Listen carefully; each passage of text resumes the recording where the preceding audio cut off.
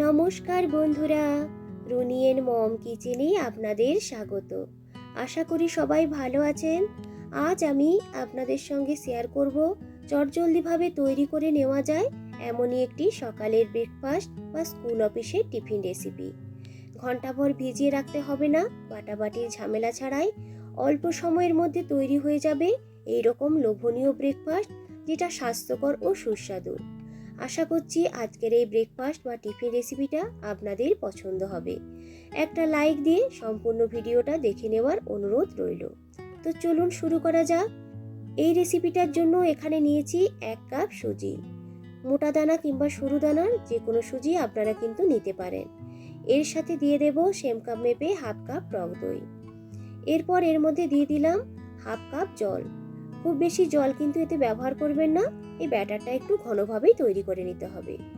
একটা হ্যান্ড হুইস্কের সাহায্যে খুব ভালো করে ব্যাটারটিকে ফেটিয়ে নেব, যাতে এর মধ্যে কোনো রকম লাম্পস না থাকে।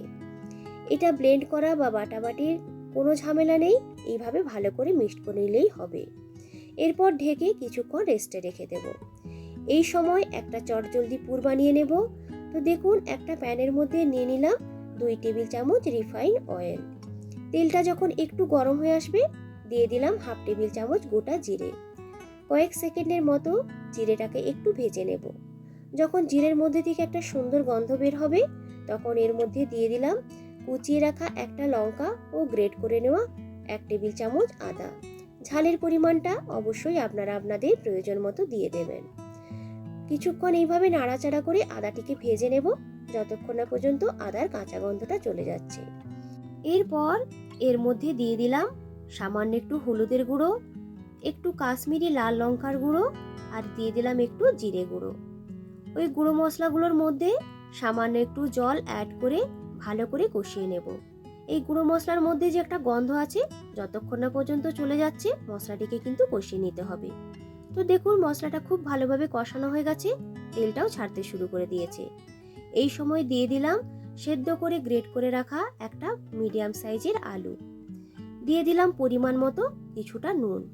এরপর আলুর সাথে মশলাটিকে খুব ভালো করে মিশিয়ে নেব।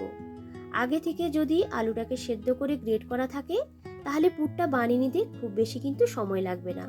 অল্প সময়ের মধ্যেই এই পুরটা তৈরি হয়ে যাবে। ভালো করে সমস্ত কিছুকে মিশিয়ে নেওয়ার পর দিয়ে দিলাম সামান্য একটু সাম্বার মশলা আর একটু ধনেপাতা কুচি। যদি আপনাদের হাতের কাছে সাম্বার মশলা না থাকে, সেক্ষেত্রে স্কিপ করতে পারেন। সাম্বার মশলা ও ধনেপাতা কুচিটাকে দেওয়ার পরে আলুর সাথে ভালো করে মিশিয়ে নিলেই কিন্তু পুরটা একদমই রেডি হয়ে যাবে। এরপর পুরটাকে নামিয়ে রেখে দেব ঠান্ডা হওয়ার জন্য। তো দেখুন, পুরটা তৈরি করে নিতে আর পুরটা ঠান্ডা হতে যতক্ষণ সময় লেগেছিল, ঠিক ততটা সময় কিন্তু এই ব্যাটারটিকে রেস্টে রেখেছিলাম। সুজিটা ফুলে ওঠার কারণে ব্যাটারটা কিন্তু অনেকটাই ঘন হয়ে গেছে। ভালো করে ব্যাটারটিকে মিশিয়ে নেওয়ার পর এর মধ্যে এরপর দিয়ে দেব ছোট চামচের 1 চামচ বেকিং সোডা।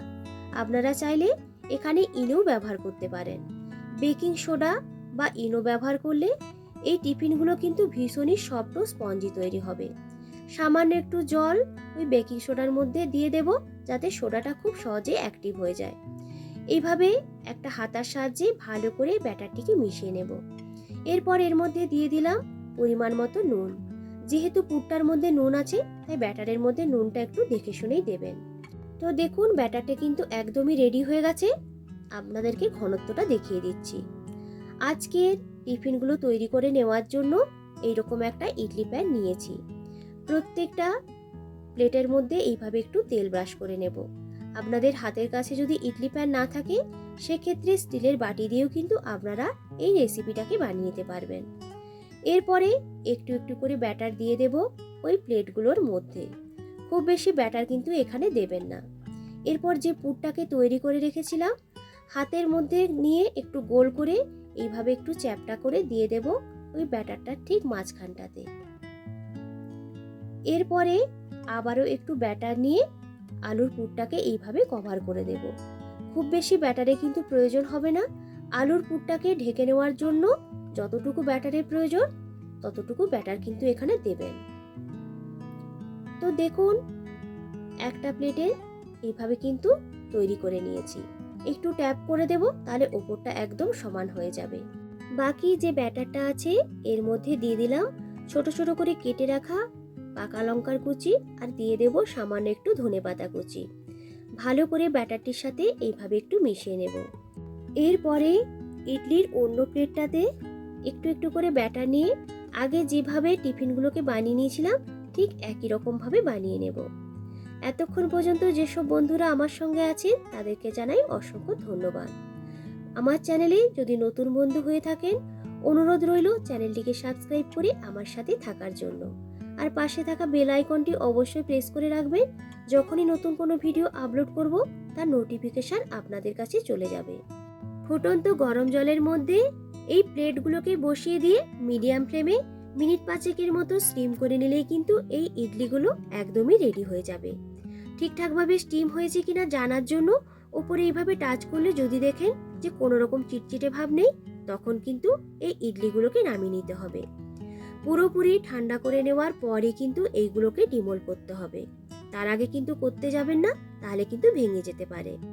তো দেখুন এইরকম একটা চামচ কিংবা ছুরির পেছন দিয়ে সাইডগুলোকে এইভাবে ছাড়িয়ে নিলে খুব সহজেই কিন্তু এইগুলো ডিমোল্ড হয়ে যাবে। তো দেখুন কতটা দেখতে সুন্দর হয়েছে, আর পুরটা কিন্তু ফেটে একদমই বাইরে বেরিয়ে যায়নি। একই রকম ভাবে সমস্ত ইডলিগুলোকে ডিমোল্ড করে নেব। এইগুলো দেখতেও যতটা সুন্দর হয়, খেতেও কিন্তু ততটাই টেস্টি হয়, আর হয় ততটাই নরম। একই রকম ভাবে আমি যে সাদা ব্যাটার দিয়ে বানিয়েছিলাম সেই সাদা ব্যাটার দিয়ে তৈরি ইডলিও একটা আপনাদেরকে ডিমোল্ড করে দেখাচ্ছি। তো দেখুন এরও কিন্তু পুরটা একদমই বাইরে বেরিয়ে যায়নি। তৈরি হয়ে গেল অল্প সময়ের মধ্যে তৈরি করে নেওয়া ভীষণই হেলদি, টেস্টি ও নরম পুরভরা সুজির ইডলি রেসিপি। সকালের ব্রেকফাস্ট বা স্কুল অফিসের টিফিনে আপনারা কিন্তু এইভাবে বানিয়ে নিতে পারেন। যাদের কাছে ইডলি মেকার নেই, এইভাবে স্টিলের বাটিতে করে কিন্তু তারা বানিয়ে নিতে পারবেন। বাটির মধ্যে সামান্য একটু তেল ব্রাশ করে নিলে দেখবেন খুব সহজেই কিন্তু এইগুলোকে আপনারা ডিমোল্ড করে নিতে পারবেন। তো বন্ধুরা, আজকের এই পুরভরা সুজির ইডলি রেসিপি আপনাদের কেমন লাগলো অবশ্যই কিন্তু কমেন্ট করে জানাবেন। রেসিপিটা ভালো লাগলে একটা লাইক ও শেয়ার করার অনুরোধ রইল। এইগুলো দেখুন কতটা নরম তৈরি হয়েছে, আর পুরভরা সুজির ইডলিগুলো দেখতেও যতটা সুন্দর হয়, খেতেও কিন্তু ততটা সুস্বাদু হয়, আর সাথে ততটাই স্বাস্থ্যকর। একবার হলেও এইভাবে কিন্তু বানিয়ে দেখবেন। পুরনো বন্ধুদেরকে অসংখ্য ধন্যবাদ জানিয়ে আবারও হাজির হব নতুন কোনো দিন নতুন কোনো রেসিপির ভিডিও নিয়ে। আজকের মতো টাটা।